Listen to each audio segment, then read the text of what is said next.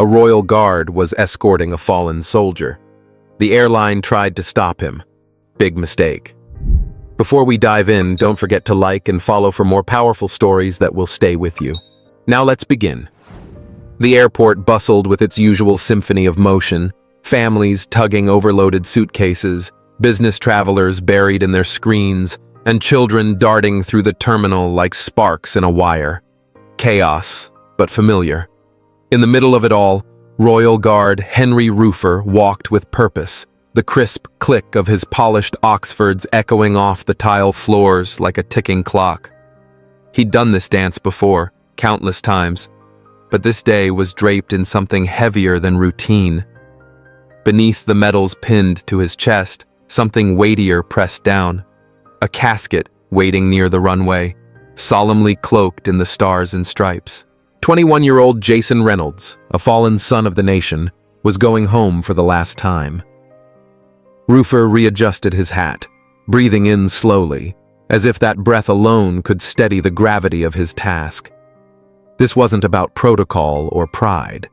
This was about a vow, etched into the marrow of every royal guard. No one gets left behind. He approached the airline desk, setting down his orders and military ID. The woman behind the counter offered him a glance, fleeting, distracted. Her fingers tapped at the keyboard, a wrinkle forming between her brows. Then came the pause, one beat too long. "Sir, could you show me that again?" she asked, her voice laced with tension. Roofer obliged, sliding the documents back across the counter. He watched the shift in her demeanor, the subtle rigidity in her spine, the quiet exchange of glances with her colleague. The whispered murmur passed like static between them. Another agent leaned in, peering at the screen. His face was unreadable, carved from the stone of awkward authority. The moment began to thicken, like storm clouds curling low and slow. When she finally turned back, her smile had the cold sheen of something rehearsed. "I'm sorry, sir, but there's a problem with your ticket. We can't allow you to board at this time." Roofer's breath left him in a quiet, controlled exhale.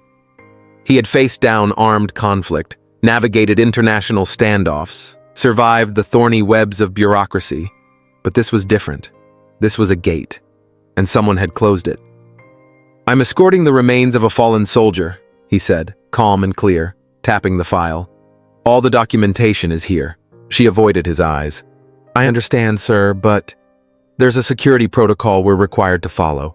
It's not something we can override." His voice stayed level, his posture unyielding. "Security protocol?" "Yes, sir," she answered, trying on another stiff smile. "It's just policy." He didn't budge. "Policy?" The word hung there, sharp and pointed. Behind him, the line began to swell. People shifted, murmurs rising like a tide against the tension. He could feel their gazes now, curious, uncertain. A man in full Royal Guard uniform being refused passage wasn't an everyday sight. But Roofer held his ground, unmoved. He wasn't going anywhere without clarity. The airline crew dug in too. The air around the desk thickened. Conversations behind him began to dim, the atmosphere heavy with attention. This was no longer just a delay. It had become something else, a standoff between duty and procedure. Roofer didn't waver. His voice stayed firm. "Ma'am, I need to know exactly what the issue is. This isn't vacation. It's a military mission. My documents are in order." The agent's hesitation deepened. Her gaze flickered toward the cluster of staff in the background, where hushed voices passed like rumors. Finally, a supervisor emerged, mid-50s, weariness in the lines of his face. He adjusted his name tag and crossed his arms, eyes locking with Roofer's. Roofer had a job to do. He had a soldier to bring home, and he wasn't leaving without him. The man behind the counter began with that polished tone that always came before a deflection, the kind that asked you to stop pressing before things got uncomfortable. "Sir, I truly apologize for the inconvenience," he said, his voice smooth, rehearsed. "But we do have certain protocols in place, and right now, I'm afraid we're unable to bypass them." There it was again. That word. Protocols. Henry drew in a breath through his nose, slow and steady. This wasn't unfamiliar. He'd seen this same type of evasion before, just wearing a different face in a different room. "I've flown on duty before," Roofer replied, his voice composed, the tension tucked beneath years of iron discipline. "I know the drill. I know how this is supposed to go, and I know there's nothing in your policy that bars a royal guard from fulfilling this assignment. So let's skip the script. What's the real reason I'm being turned away?" The supervisor shifted uneasily, adjusting his tie, though it didn't need adjusting. "It's just an elevated security measure, sir. Nothing personal. Nothing personal." Roofer clenched his jaw, holding his composure like a shield. He'd stood in rooms like this one, where vague words were used like armor to protect people from accountability. They were hoping he'd crack, lose control, give them an excuse to escalate. But he wouldn't hand them that. Not today. Behind him, the crowd in line had grown quiet, but not passive. A woman in a sharp red blazer leaned in toward her partner, whispering. A young guy with a backpack and a boarding pass stared hard at the counter, eyebrows furrowed, like he was trying to figure out what was being kept from them all. Then came a voice, steady and unmistakably firm. "Sir, are you saying there's something wrong with his military clearance?" Roofer didn't turn fully, just enough to glimpse the speaker, a man in his 60s, the lines of life carved deep into his face, a well-worn USMC ball cap pulled low over his brow. A Marine. A veteran. The air stiffened. The supervisor shifted again. "No, sir. This has nothing to do with his clearance. We're just following procedures." The Marine exhaled sharply, arms folding across his chest. "Yeah. I've been through airport security more times than I can count. Never once saw a rule that blocked someone in uniform from escorting a brother home." His eyes narrowed. "So what's the actual reason?" The ripple through the line became a current. People began pulling out their phones, holding them steady, recording without saying a word. Something had changed. The quiet indignation had turned into public scrutiny. Behind the counter, the agents could feel it too. The tide had turned. The woman who first denied Roofer stole a glance at her superior, her confidence clearly shaken. The supervisor pressed a hand against his forehead, like he could wipe away the pressure gathering fast. He glanced at Roofer again, the weight behind the silence finally landing. "Let me look into something," he murmured, before turning and disappearing through a side door. The agent at the counter now kept her eyes fixed on her computer screen, typing something that didn't seem urgent. Roofer didn't flinch. He stood his ground, posture straight, gaze locked forward. He wasn't stepping aside, and neither was this moment. The background noise of the terminal had shifted, no longer just the hum of travel, but something pointed, intentional. The crowd wasn't just waiting for flights anymore. They were watching, recording. The Marine who had spoken earlier wasn't the only one now visibly unsettled. A woman in a denim jacket held her purse close, shaking her head as she leaned toward the man beside her. "This isn't right," she muttered. "He's in uniform." A guy in his 20s, hoodie half-zipped and phone in hand, had already started typing furiously, his thumbs dancing across the screen. People were paying attention, and that spelled trouble for the airline. Roofer's expression remained unreadable, but his mind tracked every detail, every shift in tone, posture, eye contact. The supervisor still hadn't returned, which told him one of two things. The man was scrambling to fabricate an excuse, or stalling, hoping this would blow over. Neither was going to happen. Then a voice rose from just behind him. "Excuse me, sir?" Roofer turned slightly, eyes meeting a young woman standing a few feet away, her phone gripped tightly in both hands. She couldn't have been older than 25. There was uncertainty in her eyes, but something in her stance said she wasn't about to back down. She faltered for half a second. "I'm sorry if this is overstepping, but I just want to be clear." "They're not letting you on the plane?"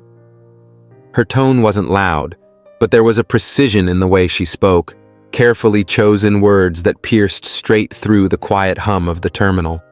Heads nearby began turning. Roofer gave a short nod and looked toward the counter agent. "That's correct." The girl blinked, clearly expecting a different answer. There was a pause, brief but heavy, and then she turned her phone around to face him. "I'm live streaming," she said, her voice now steady. "People need to know what's happening." And with that, the tide shifted. A man near the TSA lane raised his phone too. "This is wrong," he muttered, his voice rising slightly as he shook his head. "He's literally escorting a fallen soldier." From farther back, a woman called out, "Hey, excuse me?" She lifted a hand toward the staff at the counter.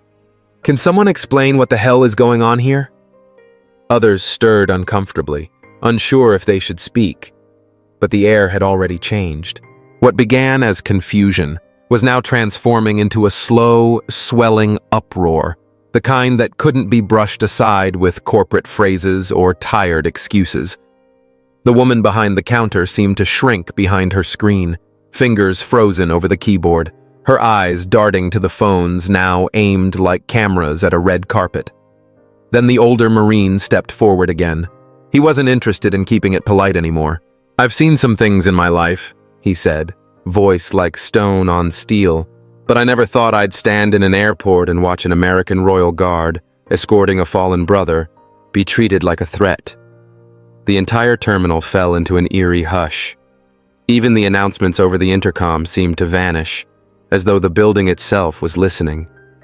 The only thing that could be heard were the soft, rhythmic beeps of dozens of devices recording every moment. The Marine squared his shoulders, lifting his chin. "This is shameful." The woman behind the counter swallowed hard, her hands visibly trembling as she resumed tapping the keys. The supervisor still hadn't returned.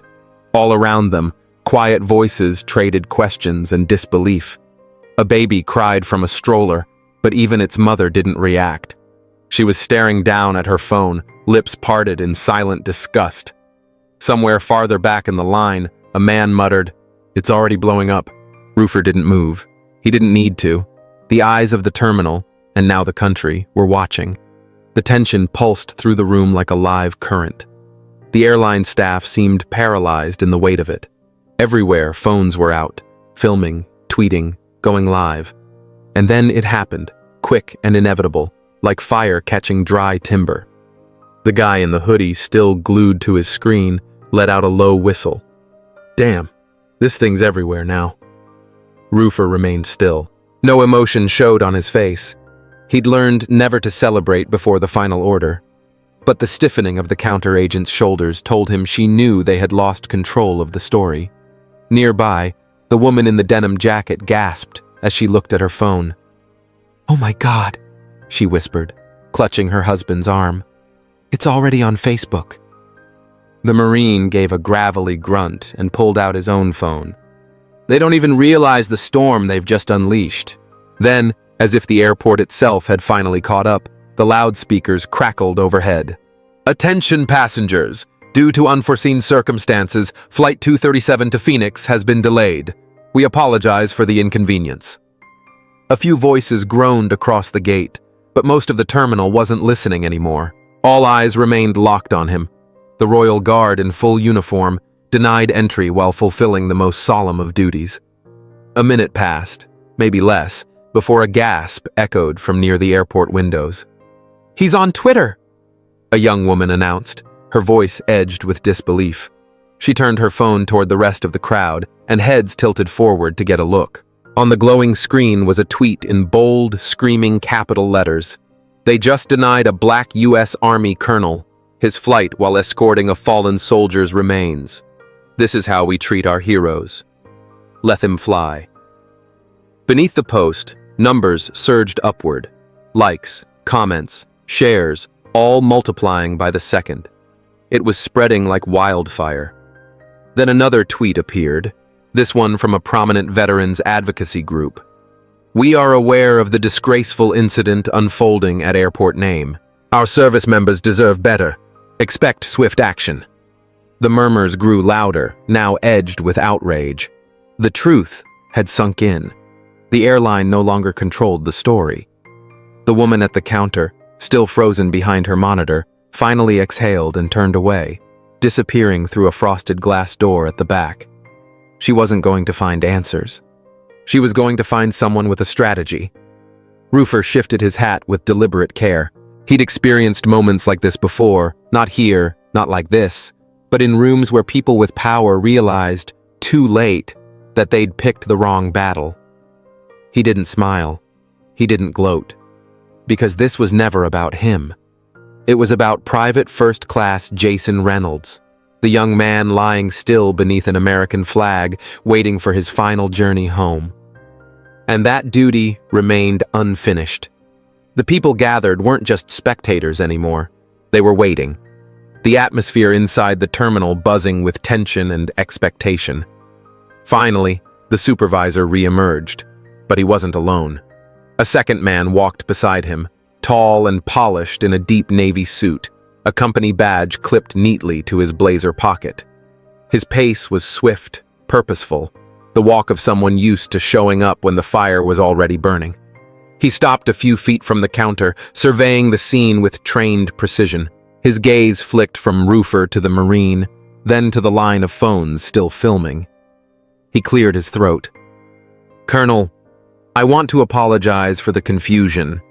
There appears to have been a system error, but we're actively working to make sure you're able to board your flight immediately." Confusion. Roofer had served long enough to recognize that word's real meaning. It meant, "We got caught.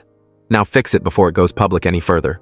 He said nothing at first, letting the silence settle, letting the moment breathe. The executive fidgeted under the weight of it. Finally, Roofer spoke, his tone calm and cool. "I see," he said. "An error, you said?" "Yes, sir," the man replied, voice tight. "A regrettable oversight. We assure you it was never intentional." From the crowd, a few people scoffed aloud. The Marine beside Roofer shook his head. The airline rep tugged at his tie, visibly rattled. "We'd like to personally escort you to the gate now, Colonel. You'll be flying first class, of course." First class, as if that made any of this okay. Roofer's eyes moved past the suited man to the counter, where the original agent stood stiff, her gaze fixed anywhere but at him. The same woman who had looked him in the eye and denied him a seat without a second glance. The same woman who hadn't bothered to ask a single question. Roofer took in a slow breath. "I appreciate the urgency," he said evenly, "but I need to ask you something." The executive gave a hurried nod. "Of course." Roofer's voice didn't waver. "If no one recorded this, if no one spoke up, would I still be standing here?" A beat of silence. The representative swallowed hard. "Sir, You don't have to explain," Roofer interrupted, voice calm but final. He already understood. So did everyone else standing in that terminal. The silence that followed was louder than any argument. Then, a woman near the middle of the crowd whispered, "He's right." Her words carried, and no one disagreed. Trying to smooth the growing tension, the airline rep took a breath. "Again, sir, we offer our deepest apologies." Roofer's reply was steady. "This was never about an apology, it's about responsibility." That struck a chord. The crowd shifted again, not just angry anymore, but disheartened. The rep could feel his grip on the situation slipping through his fingers. He straightened his back like posture could reclaim control. "Colonel, let's get you to your flight right away." But before Roofer could respond, another voice stepped in. "Sir?" A younger man in a TSA uniform approached from the side of the counter, holding a phone in his hand like it was radioactive. His jaw was tight. "I think you need to see this," he said, passing it to the rep. Frowning, the rep took the device and scrolled, just a few swipes before his face lost all color. The Marine folded his arms, eyebrows raised. "What is it? Something wrong?" No answer. But Roofer already knew. The fire had jumped from the terminal to the nation. A major media outlet had just run the headline in bold black type. U.S. Army Colonel denied flight while escorting fallen soldier. Airline faces fallout. Beneath it, a video clip autoplayed, capturing every angle of what had unfolded just feet from where they now stood. The rep returned the phone, his breath shaky. Turning to Roofer, he said, "We truly regret what's happened." His voice was thinner now, stripped of corporate polish. We'd like to release an official statement to— The public already knows the truth, Roofer said flatly, cutting him off. The silence that followed wasn't awkward. It was absolute. The rep's lips pressed together. Roofer looked around at the people still holding up their phones, at the quiet fury in their eyes. He turned back toward the man in the suit. I don't need a seat in first class. I don't need perks or empty gestures. I need respect. And so does the young man I'm escorting. Another ripple moved through the terminal like a current passing through the crowd. The rep gave a stiff nod, not because he agreed, but because he knew there was nothing else left to say. Understood, sir. The Marine beside Roofer let out a low, satisfied grunt. Roofer adjusted his cap, calm as ever. Now, let's finish this mission. But while his words were resolute, the aftermath was only beginning for the airline. The narrative was out of their hands now, sweeping across the internet faster than any public relations statement could chase it down. The terminal didn't feel like a gate anymore. It felt like a press briefing. Phones kept recording. Eyes stayed fixed. Then, something no one expected happened. From beyond the glass partition, a man in a sharp navy blue suit entered with the kind of quiet authority that made people step aside without being asked. He wasn't airline staff. He wasn't part of airport security. He was military. You could tell by the way he moved, measured, focused, deliberate. The room shifted as he approached. His ID badge caught the light as he came to stand before Roofer, extending a firm hand. Colonel, he said with clarity and command. I'm Major Thomas Beckett, Department of the Army. We were made aware of the situation. Roofer shook his hand with quiet strength. He didn't need to ask how the Major got here so quickly. The military takes care of its own. Beckett turned toward the airline rep, and when he spoke, it was polite, but sharp as a blade. We'll be handling things from here. Colonel Roofer and the remains of Private First Class Reynolds will not be flying commercial. The rep blinked, stumbling over his words.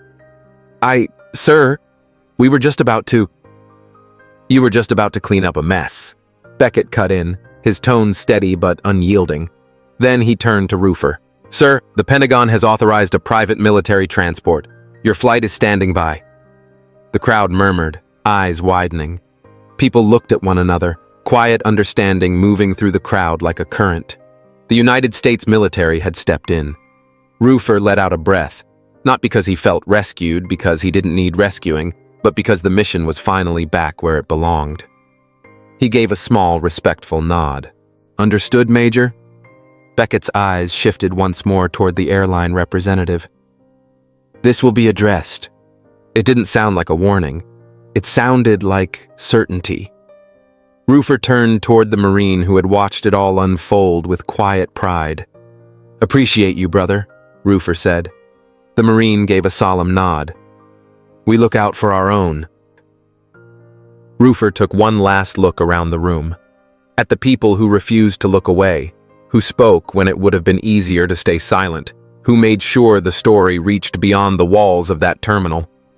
He straightened his uniform, lifted his chin, and walked, not toward Gate B-19, but toward something far greater. But for the airline, the damage had only just begun. They thought the moment would pass. A statement here, an apology there, maybe a scripted response from their CEO, cleanup mode. But the public wasn't ready to let it fade. National news ran the story across morning broadcasts. Veterans groups released statements calling out the company by name. Lawmakers took to podiums and social feeds, demanding answers, demanding change. Then came the financial blow. By Friday, the airline's stock had taken a hit. A viral hashtag calling for a boycott exploded across platforms. Comments flooded their official channels, filled with frustration and disbelief. And then came the hammer: legal action.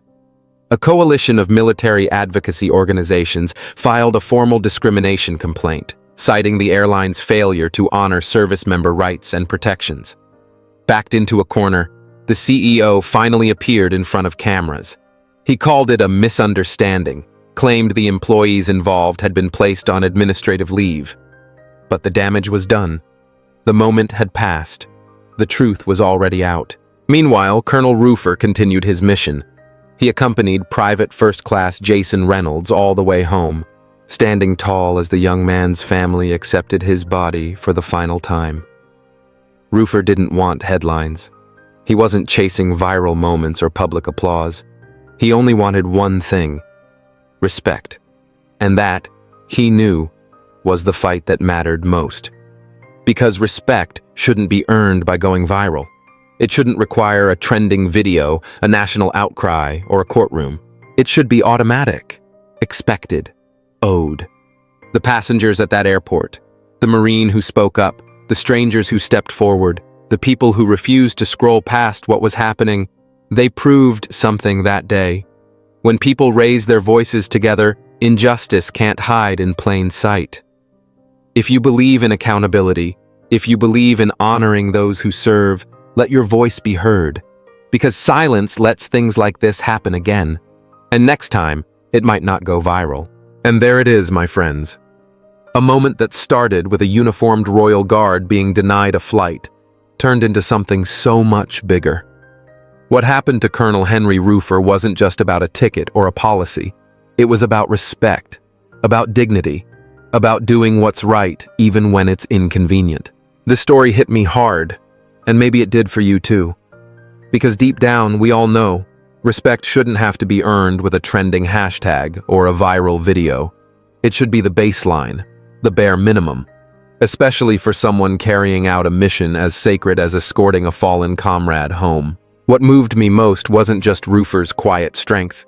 It was the crowd, the people who stood up, who spoke out, who refused to be bystanders. That's the real power of this story. It reminds us that silence allows injustice to survive, but when people unite, truth wins. So here's what I'd love from you. Drop a comment below. Tell me what you felt. Have you ever witnessed something unfair and had to decide whether to speak up? Let's talk about it. Because these conversations matter. They're how we grow. And if this story meant something to you, share it. Let's keep this kind of empathy, courage, and accountability alive, not just on our screens, but in the real world too. Thanks for sticking with me until the end. You know I love stories that move us, not just to tears, but to action. Until next time, stay kind, stay brave, and remember, respect shouldn't have to go viral to be real.